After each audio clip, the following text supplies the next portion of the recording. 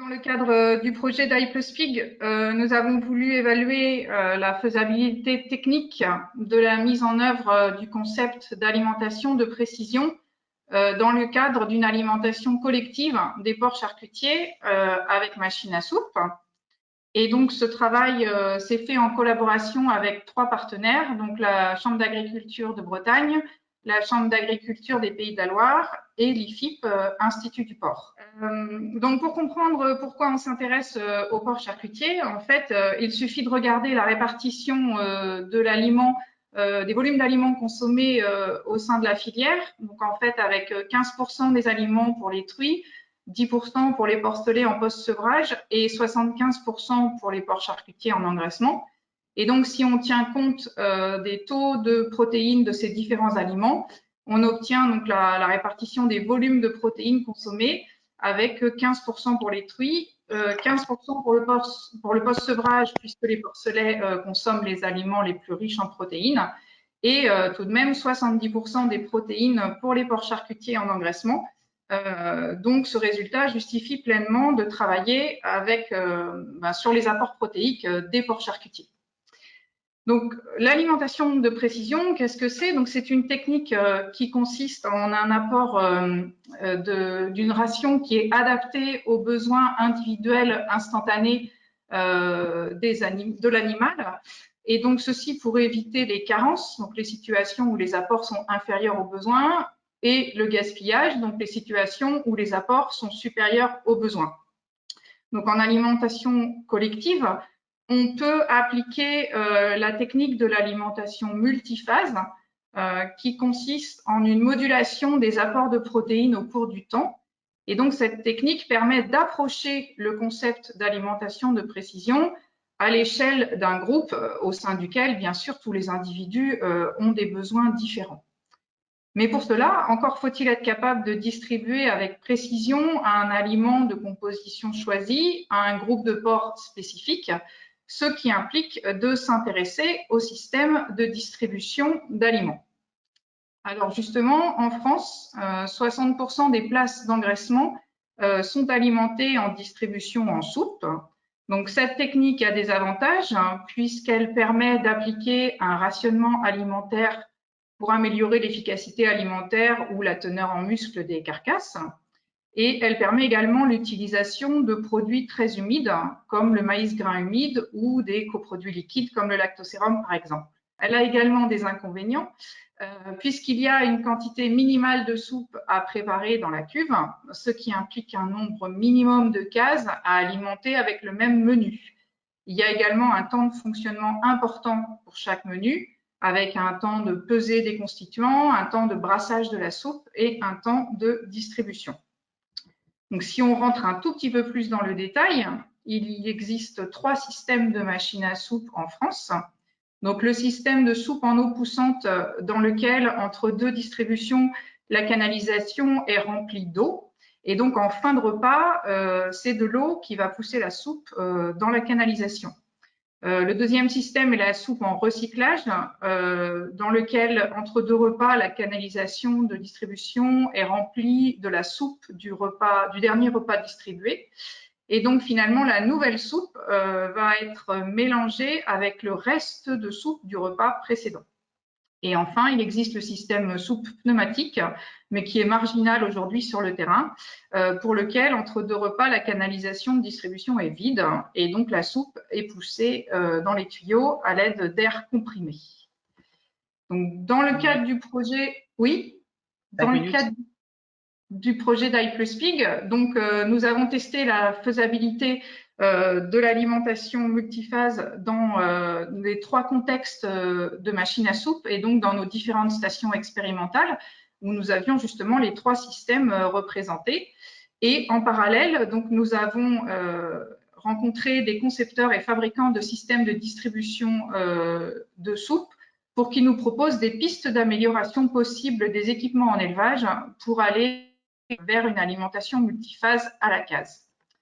Donc, dans les essais en station, la première étape, c'était d'évaluer les besoins des animaux. Donc, vous avez ici une courbe typique du profil de besoin des porcs charcutiers.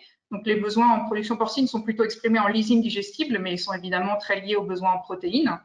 Donc, vous voyez clairement une diminution des besoins au cours du temps au fur et à mesure que le poids vif des animaux augmente.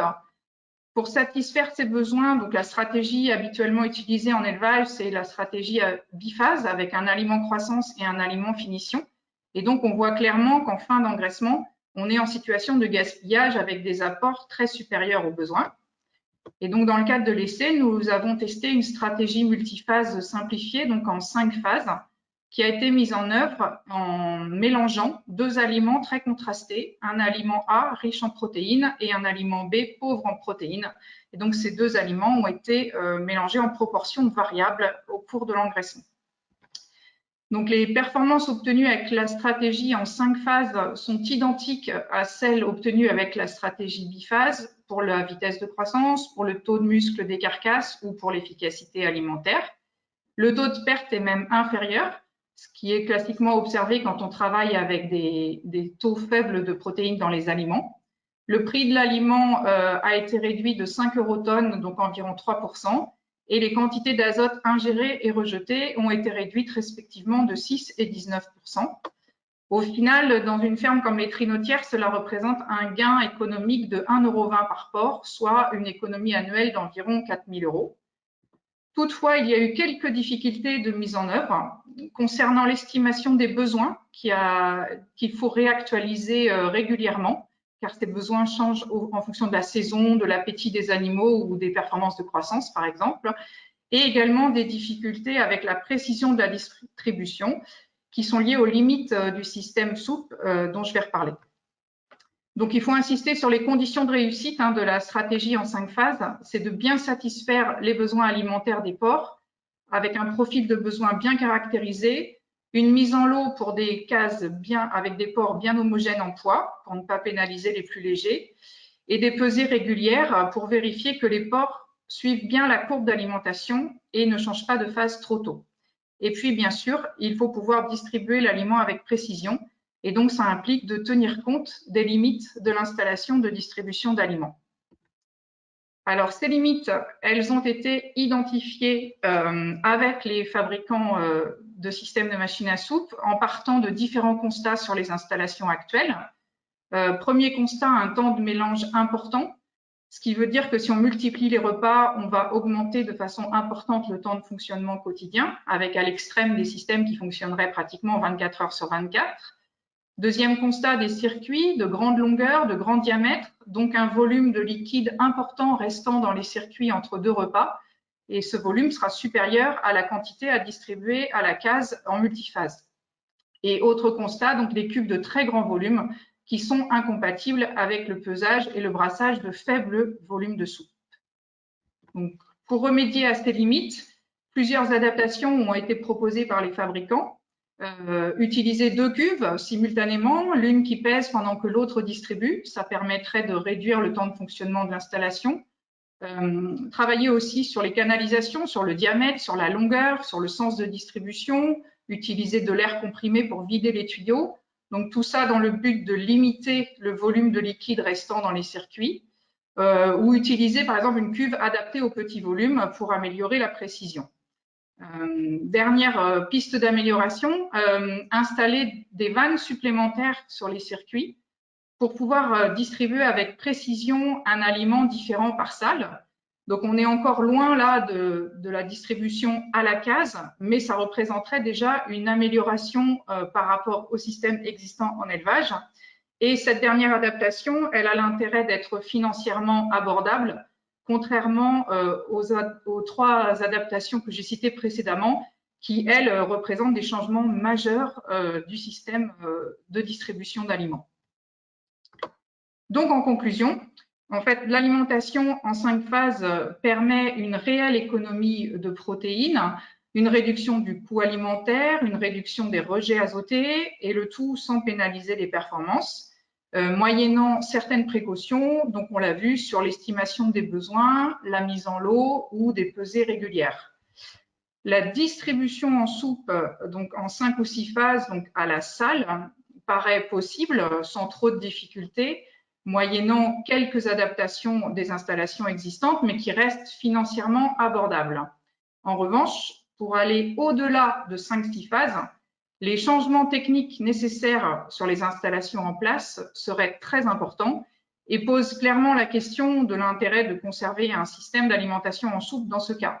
Donc ainsi, ce sera à chaque éleveur, en fonction de sa situation, de mettre en balance les avantages de l'alimentation multiphase et les avantages de la distribution en soupe, et notamment le fait de pouvoir utiliser du maïs humide ou du lactosérum, par exemple.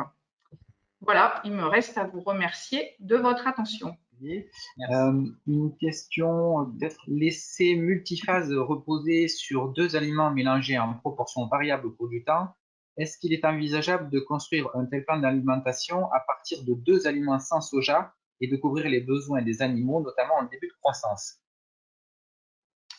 Oui, alors c'est une très bonne question. Donc, effectivement, comme vous pouvez l'imaginer, dans le système, notre aliment B, la pauvre en protéines, il était sans soja, bien sûr, hein, puisqu'il peut même quasiment se formuler sans tourteau du tout, hein, avec juste des céréales, du minéral et des acides aminés de synthèse. Là, l'aliment A, donc, était à 15,5% de protéines, donc il pourrait se formuler. Alors, dans le cas de l'essai, il avait du soja, mais il pourrait très bien se formuler sur une base protéagineuse, par exemple, sans soja. Donc oui, on pourrait tout à fait mettre en œuvre une alimentation multiphase sans soja, ni dans l'aliment riche en protéines, ni dans l'aliment pauvre en protéines.